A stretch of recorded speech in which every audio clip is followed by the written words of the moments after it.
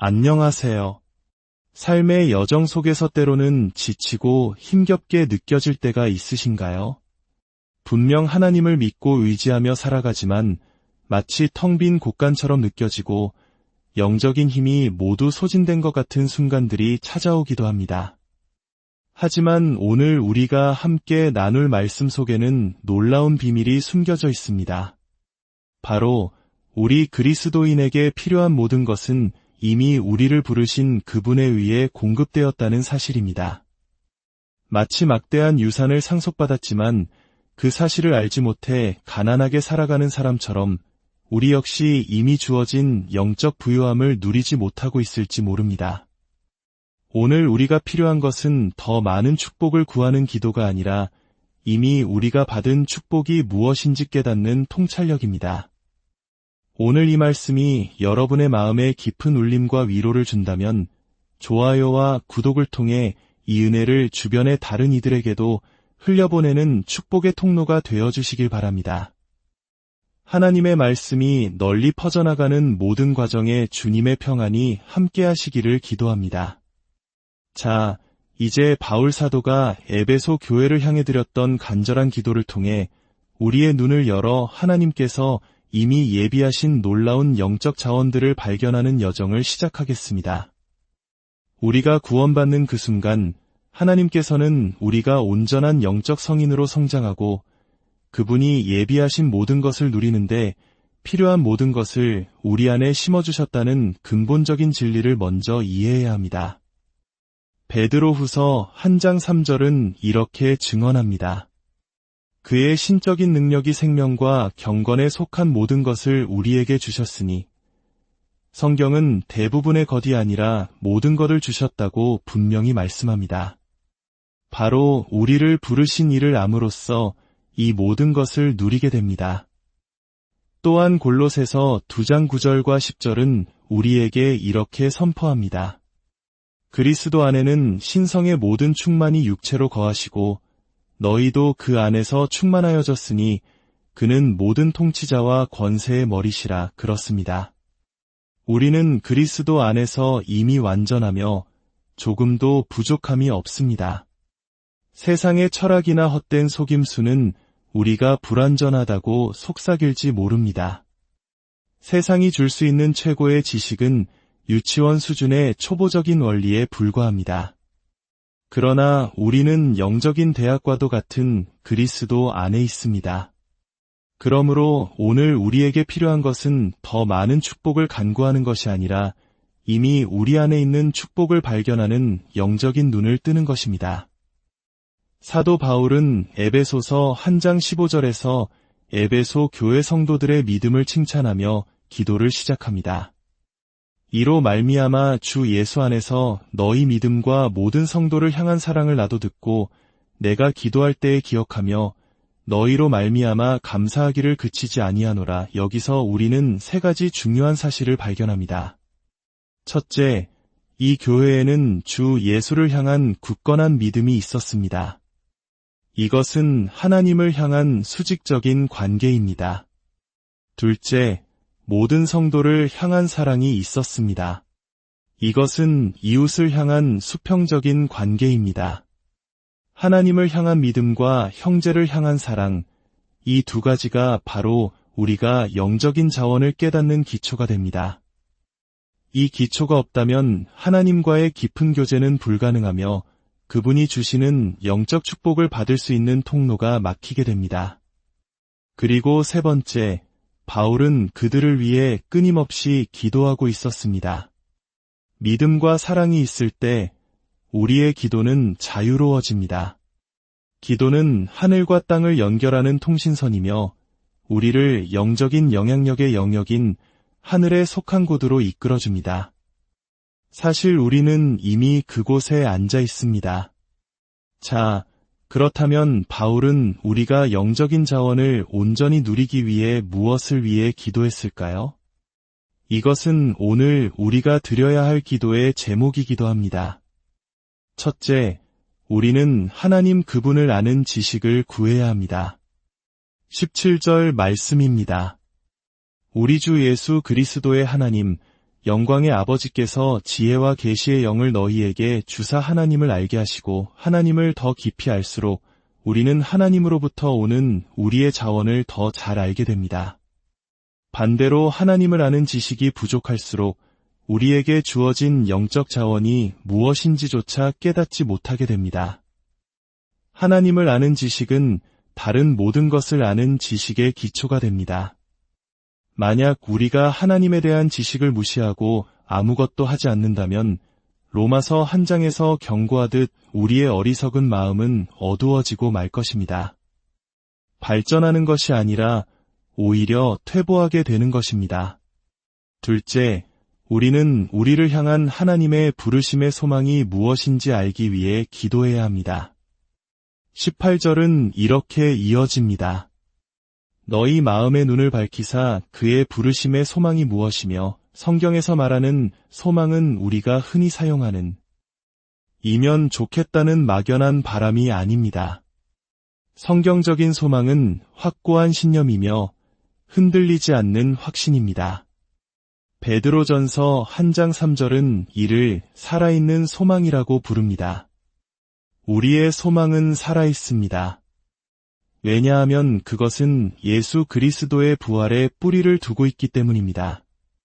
만약 예수님께서 부활하지 않으셨다면 우리의 믿음은 헛것입니다. 하지만 그분은 죽음을 이기시고 무덤에서 일어나셨습니다. 그렇다면 우리에게 무슨 문제가 있겠습니까? 하나님은 우리를 아무런 목적 없이 부르시지 않았습니다. 구원으로 그리고 섬김으로 부르셨습니다. 그 부르심은 우리를 현재의 삶과 영원에 걸쳐 하나님이 예비하신 모든 것으로 이끌 것이라는 확신, 그것이 바로 우리의 소망입니다. 이 소망을 이해할 때 우리의 감정은 변화됩니다.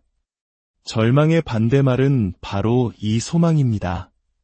한국의 많은 믿음의 선배들이 일제 강점기와 6.25 전쟁의 잿더미 속에서도 절망하지 않고 교회를 세우고 나라를 일으킬 수 있었던 힘의 근원이 바로 이 살아있는 소망이었습니다. 내일 지구가 멸망하더라도 나는 한 그루의 사과나무를 심겠다는 말처럼 어떤 절망적인 상황 속에서도 우리는 살아계신 구원자를 바라보며 담대히 설 수 있습니다. 그리고 그 확신 가운데 설 때 우리는 영적인 인출 전표에 서명하는 것과 같습니다. 비로소 우리의 영적 자산을 인출하여 사용하기 시작하는 것입니다. 셋째, 우리는 우리를 향한 하나님의 기업의 영광이 얼마나 풍성한지를 알기 위해 기도해야 합니다. 18절 후반부입니다. 성도 안에서 그 기업의 영광의 풍성함이 무엇이며 하나님은 우리와의 관계를 부요함의 관계로 보십니다. 놀랍게도 성경은 우리가 바로 하나님의 풍성한 기업이며 그분의 재산이라고 말합니다. 부모가 자녀를 세상 그 무엇보다 귀하게 여기듯 하나님은 구원받은 우리를 온 우주보다 더 가치 있게 여기십니다. 우리는 하나님께 부요한 존재이며 또한 하나님 안에서 부유한 존재입니다. 그러므로 우리는 영적으로 부유한 자답게 살아가야 합니다. 넷째, 그리고 마지막으로 우리는 우리에게 베푸신 하나님의 능력이 얼마나 위대한지 알기 위해 기도해야 합니다. 19절 말씀입니다.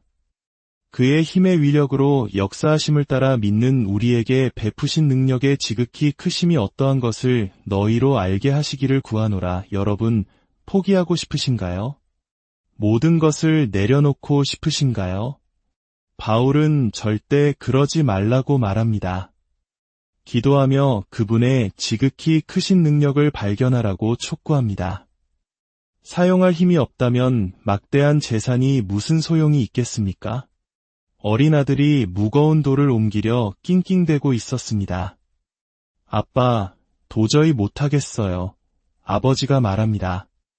애야, 할 수 있어. 다시 해보렴. 아이는 땀을 뻘뻘 흘리며 안간힘을 쓰다가 결국 지쳐서 주저앉았습니다. 아빠, 왜 저를 이렇게 힘들게 하세요? 제 모든 힘을 다 썼단 말이에요. 아버지가 부드럽게 말했습니다. 아니, 넌 아직 모든 힘을 다 쓰지 않았단다. 나에게 도와달라고 한 번도 부탁하지 않았잖니. 우리도 마찬가지입니다. 혼자 끙끙 앓고 울고 절망하다가 왜 하나님은 아무것도 하지 않으시냐고 원망합니다. 하지만 정작 그 과정에 하나님을 초대하지 않았습니다. 그렇다면 이 능력은 얼마나 강력할까요? 20절은 그 능력이 바로 그리스도 안에서 역사하사 죽은 자들 가운데서 다시 살리시고 하늘에서 자기의 오른편에 앉히사 모든 통치와 권세와 능력과 주권과 이 세상뿐 아니라 오는 세상에 일컫는 모든 이름 위에 뛰어나게 하신 바로 그 능력이라고 말합니다. 우리 안에는 세 종류의 힘이 있습니다. 첫째, 부활의 능력입니다. 우리를 죽음에서 일으키신 그 능력이 우리 안에 있습니다.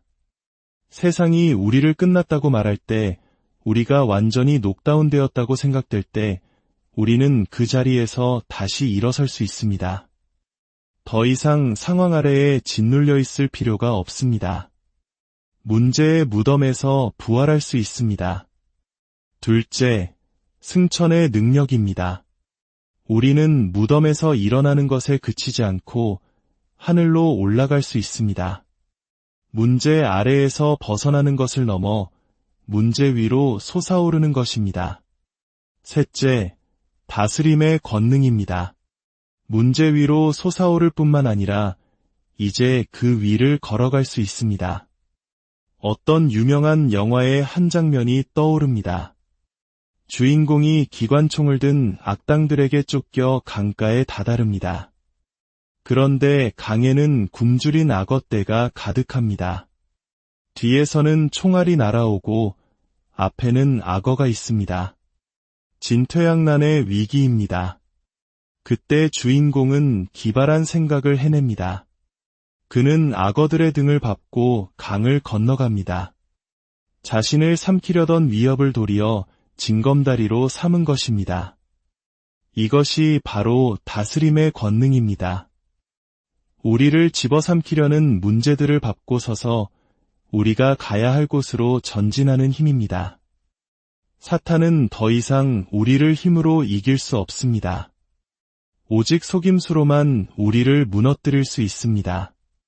마귀가 시켜서 그랬어 라는 변명은 통하지 않습니다. 마귀는 우리를 속이고 유혹하고 기만했을 뿐 강제로 시키지는 못했습니다. 왜냐하면 우리 안에는 부활과 승천과 다스림의 권능이 있기 때문입니다. 마지막으로 우리는 하나님의 목적을 알기 위해 기도해야 합니다.